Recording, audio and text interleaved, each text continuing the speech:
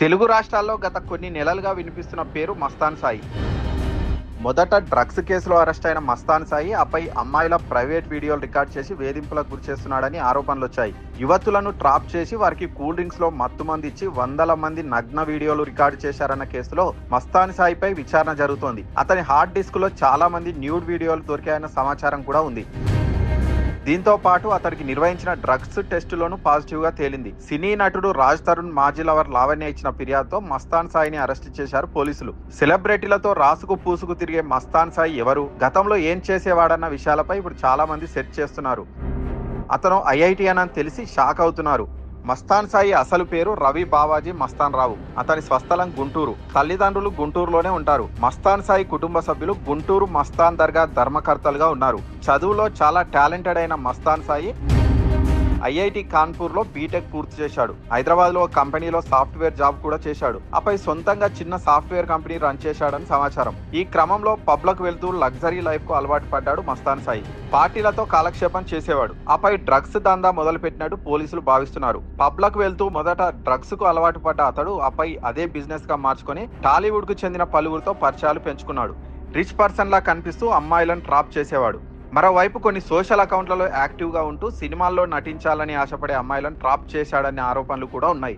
Instagram లో chat చేసి దగ్గరకు రప్పించుకొని వారికి తెలియకుండానే కూల్ డ్రింక్స్ లో మత్తు మందు కలపడం, డ్రగ్స్ చాక్లెట్లు ఇచ్చి వారిని లోబర్చుకునేవాడని సమాచారం. లో ఉన్న యువతులను అశ్లీల వీడియోలు తీయడం, వారితో ఏకాంతంగా గడిపిన సమయంలోనూ సీక్రెట్ గా వీడియోలు రికార్డ్ చేసి స్టోర్ చేసేవాడని కూడా తెలుస్తోంది.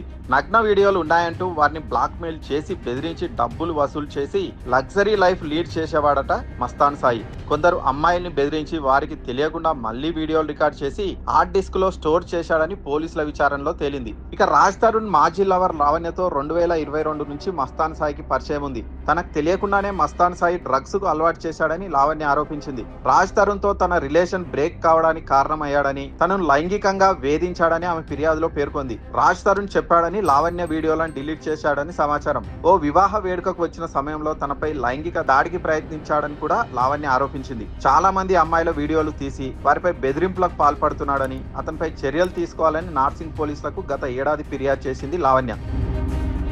లావణ్య ఫిర్యాదుతో పలు సెక్షన్ల కింద కేసు నమోదు చేసిన పోలీసులు గుంటూరు వెళ్లి మస్తాన్ సాయిని అరెస్ట్ చేశారు. వీడియోల కేసులో మస్తాన్ సాయి కస్టడీ ముగియడంతో రంగారెడ్డి కోర్టు ఇటీవల ఆయనకు 14 రోజుల రిమాండ్ కూడా విధించింది. పోలీసులు మస్తాన్ సాయిని చెంచల్గూడ జైలుకు తరలించారు. అయితే పోలీసుల కస్టడీలో మస్తాన్ సాయి కీలక విషయాలు బయటపెట్టినట్టు సమాచారం. అతని నుంచి స్వాధీనం చేసుకున్న హార్డ్ డిస్క్ లో వందల మంది యువతుల అశ్లీల వీడియోలు పోలీసులు గుర్తించారు. మస్తాన్ సాయి ఇంట్లోనూ పార్టీలు జరిగేవని, అవి డ్రగ్స్ పార్టీలేనా, అయితే ఎవరెవరు వచ్చేవారన్న కోణంలోనూ పోలీసులు దర్యాప్తు ప్రారంభించారు. Bigg Boss contestant RJ Shekhar భాషతో పాటు టాలీవుడ్ హీరో నిఖిల్ సైతం వీరి వీడియోలు సైతం మస్తాన్ సాయి వద్ద ఉండడంతో ఈ కేసు కలకలం రేపుతోంది.